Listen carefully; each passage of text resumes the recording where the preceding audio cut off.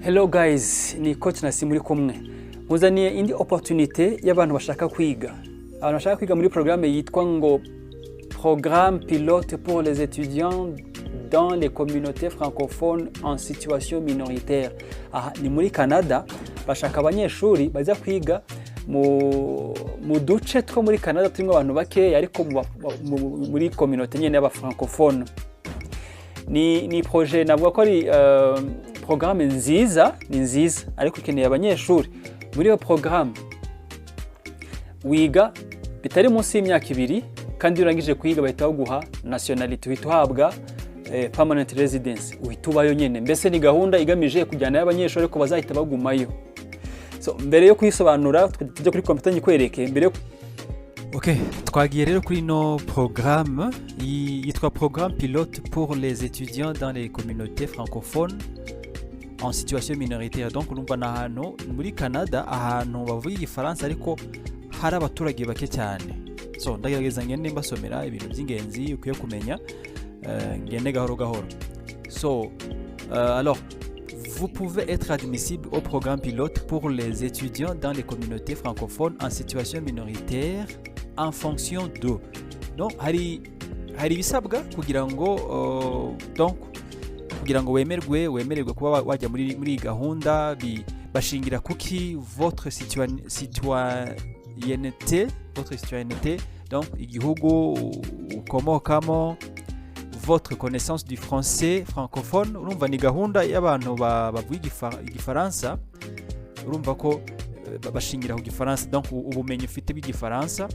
L'endroit où vous choisissez de poursuivre vos études, ahantu wahisemo kugira ngo uzakomeze kwiga cyangwa se komeza amashuri yawe, ndavuga ahantu wahisemo muri Canada nabyo bishingirwaho. Votre désir de rester au Canada en tant que résident permanent après avoir terminé vos études, kuba wifuza kuba wazaguma muri Canada nyuma yuko urangije amasomo yawe. Alors, en tant que participant au programme pilote, vous aurez accès à des services d'établissement pendant toute la durée de vos études. Donc, icyo gihe nutangira iyo gahunda uzafashwa ku service agufasha kuba wabaho ngaho by'ishure n'iby'ubuzima busanzwe. Vous pourriez être admissible à la résidence permanente peu après la fin de vos études. Ikindi noneho iyi programme ikigamije no kwakira abanyeshuri bagiye kwiga ariko nanone bazahita baguma aho ngaho bagahabwa na iyi résidence permanente. Iyi résidence permanente bivuze ngo no guhabwa, donc ni nko guhabwa ni gahunda ibanziriza, no guhabwa uburenganzira bwo kuguma aho ngaho ugakora aho ngaho ukakomeza gahunda zawe zose, ufite uburenganzira nk'ubwo umwene gihugu uvanyemo kuba watora cyangwa se kuba wajya muri wagira imyanya muri guverinoma. Ntago burabona ubwene gihugu 100% ariko uburi kugenda wegereza kuzabona ubwene gihugu. So uyi résidence permanente baguha ubufite uburenganzira bwose uvanyemo ubwo ngubwo nari mvuze. Alors ikintu cyo kwitaho rero ni kihe qui peut présenter une demande, ninde wasaba, ninde ushobora kwemererwa gusaba ubwo, donc ushobora gusaba muri gahunda ninde établissement d'enseignement désigné. Boreka duhere, donc ibi ni ibintu cyo kureba uzakurikirana neza, ninde ukwiriye kujya muri gahunda. Établissement d'enseignement désigné participant et exigences financières. Hano muri kino gika baravugamo ibigo byemeye gukorana na gouvernement kugira ngo iyi gahunda ikunde, hanyuma n'amafaranga bigusaba. Obtenir les documents requis, iyi ni nakana gace bakwereka amadokima cyangwa se ibyangombwa usabwa. Hanyuma comment présenter une demande, ni gute usaba, utangira iyi programme ukasaba uburenganzira bwo gutangira. Après avoir présenté une demande bigenda bite, reka ndebe niba nagerageza kunyuramo muri bimwe by'ingenzi. Qui peut présenter une demande, reka ndebe nanayifunguye. Qui peut présenter une demande, reka ndebe. Ok, non, reka nsubire inyuma. Qui peut présenter une demande, turebe uwo muntu. Ok, Alors, qui peut présenter une demande sur cette page, conditions d'admissibilité, pays de citoyenneté. Ok, conditions d'admissibilité. Pour être admissible au programme pilote pour les étudiants dans les communautés francophones en situation minoritaire, vous devez répondre aux critères suivants. Donc ngibi ibisabwa kugira ngo iyi gahunda ube wabasha kuyijyamo. Être citoyen d'un pays admissible, ugomba kuba uri umunyagihugu cyangwa se uri umuturage w'igihugu gifite uburenganzira bwo gutanga, donc gishobora kwemererwa gutanga abantu bajya muri iyo gahunda. Reka nabyo mbikurebere urebe icyo gihugu icyo ari cyo, ndahita ngaruka aho ngaho. Ibyo bihugu nabyo birimo reka birimo reka nze mbikwereke. Établissement d'enseignement, ok, nanabibonye. Ok, pays admissible, ok, ni urayibona ngibi. Hari Benin, Burkina Faso, Burundi, Cap-Vert, Cameroun, Comores, Côte d'Ivoire, Djibouti, Dominique, Égypte, Gabon, Guinée équatoriale, Guinée-Bissau, Haïti, Liban, Madagascar, Mali, Maroc, Maurice, Mauritanie, Niger, République centrafricaine, République démocratique du Congo, Rwanda, urabona igihugu cyacu cy'u Rwanda kirimo, Sainte Lucie, Sao Tome Principe, Sénégal, Seychelles, Tchad, Togo, Tunisie. Ibyo bihugu byemerewe kuba abaturage babirimo cyangwa se abanyeshuri babirimo bemerewe kuba basaba kujya muri no programme. Ikindi cya kabiri, avoir une lettre d'acceptation d'un établissement d'enseignement désigné et participant qui indique que vous présentez une demande dans le cadre du PP. So ahangaha bivuze ko ugomba kuba wabanjije kuba wabonye admission, wamaze kubona ikigo kisaba kwakira, noneho ukabona gusaba ko winjira muri no programme, ugasaba guverinoma ko ukayibwira ko wifuza kujya muri no programme. Wumve iki programme igamije ni ukuguha uburenganzira bwo kuzaba umuturage wa Canada, kuko si abajya kwigayo bose ntabwo bahita bagumayo. Donc iyi programme igamije ko abashaka kuhita baba abaturage ba Canada iba bafashamo. Votre programme d'études doit répondre aux exigences du programme pilote. Donc ibyo ugiye kwiga bigomba kuba byujuje ibisabwa muri programme pilote. Reka turebe gatoya ndebe niba hari ikintu nabonamo. Kangafunge. Ok, amenere. Ok, reka turebe hano icyo ushatse kuvuga. Ok. Conditions requises pour votre programme d'études. Vous devez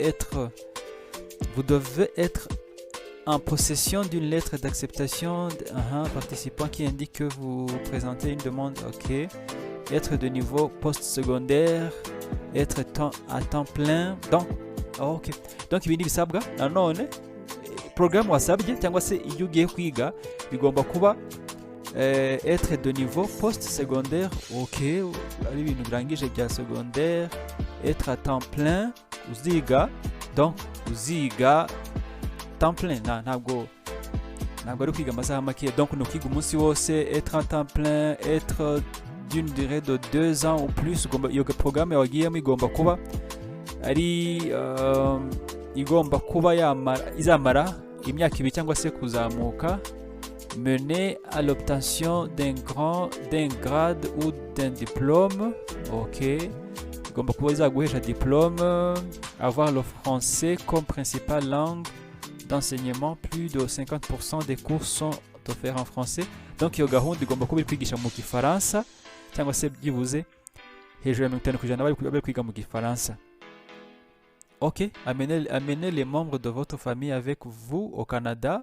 Vous pouvez faire venir votre époux ou conjoint de fait et vos enfants à charger avec vous au Canada. Ils peuvent avoir droit à.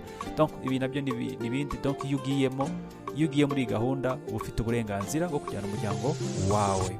Ok, turakomeza hahandi. Avoir les ressources financières suffisantes pour payer vos frais de scolarité. Ugomba kuba ufite amafaranga, kantu kumve, ugomba kuba ufite amafaranga azakwishyurira minerval, vos frais de subsistance pour vous et les membres de votre famille qui vous accompagnent au Canada. Ugomba kuba ufite amafaranga yo gutunga umuryango wawe. Vivre à l'extérieur du Canada au moment de la demande. Ugomba kuba utari muri Canada igihe wasabaga iyi gahunda. Vous soumettre à un examen médical si nous vous le demandons. Kuba wakwemera gukora ikizame kugira ngo bagupime niba utafite uburwayi butandukanye. Obtenir un certificat de police, icyemezo cyo kutafunzwe. Être à mesure de prouver que vos compétences en français, parler, écouter, lire et écrire se situent au moins au niveau 5 de l'échelle des niveaux de compétences linguistiques canadiennes. Ikindi kunze kubwira abo nkunze gufasha nuko bagomba kuba bafite, mugomba kuba mufite ziriya certificat zigaragaza ko mwakoze ziriya langue, hari TEF, Igifaransa cyangwa se IELTS, Icyongereza, c'est non l'endroit ubu. Ok, so muri make ngira ngo wagarukira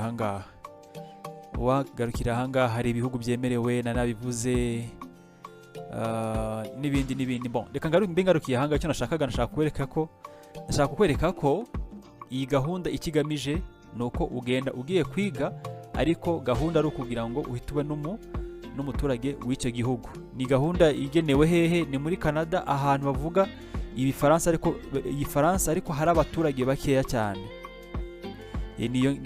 Bashaka abaturage bashaka abantu bajya kuba muri aho hantu hari abaturage babo bake. So muri make, nubwo ntagiye muri detail kuri buri kantu kose, ibindi nawe wasura iyi website ukagenda ureba akantu ku kandi kugira ngo urebe niba ari programme yagufasha. Hari ikintu ntari mvuzeho, amashuri ari gukorana pour le moment, amashuri ari gukorana ni gahunda. Reka ndebe niba ndi buyabone. Obtenez des documents. Ok,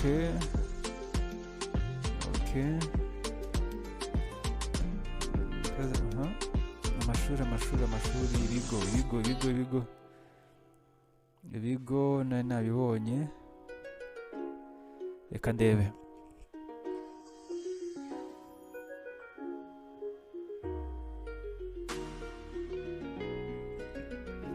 Ok, ibigo kugeza ubu, établissement d'enseignement désigné participant. Ibi nibwo byamaze kwemera gukorana na gouvernement.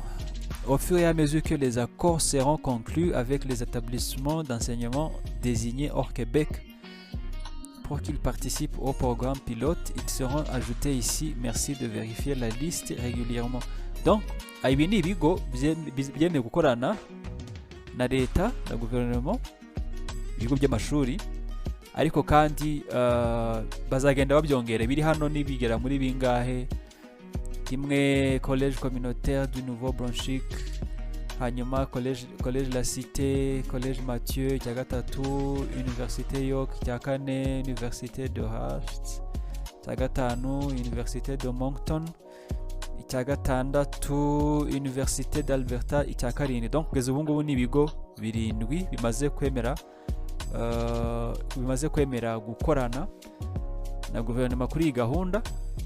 Hanyuma la somme d'argent dont vous avez besoin, hari amafaranga nanone usabwa ku muryango bitewe naho uzaba ugiye gutura. Aya ntabwo ari amafaranga y'ishuri, ni amafaranga uzasabwa yagutunga ugezeyo, bitewe noneho ahantu uzaba ugiye gutura hari abantu batuye bangana gute. Ahantu hari abantu bari hejuru, abantu sosiyete irimo abantu 500 cyangwa se kuzamura, uzishura ku muntu umwe n'amadolari 20, montant de frais nécessaires par an, yego 20 ku mwaka, ku muntu umwe. Mwa muri 2 25, mwa muri 3 uri kubibona. So n'ahandi wagenda ukurikira, wagenda ubireba, ushatse ugenda ubireba uraza kubibona. ugenda ukurikira, ugenda ureba kamwe kamwe, ureba amafaranga ushobora gusabwa ukuntu yaba angana. Reka ngarukire aho ngaho, mugire umunsi mwiza.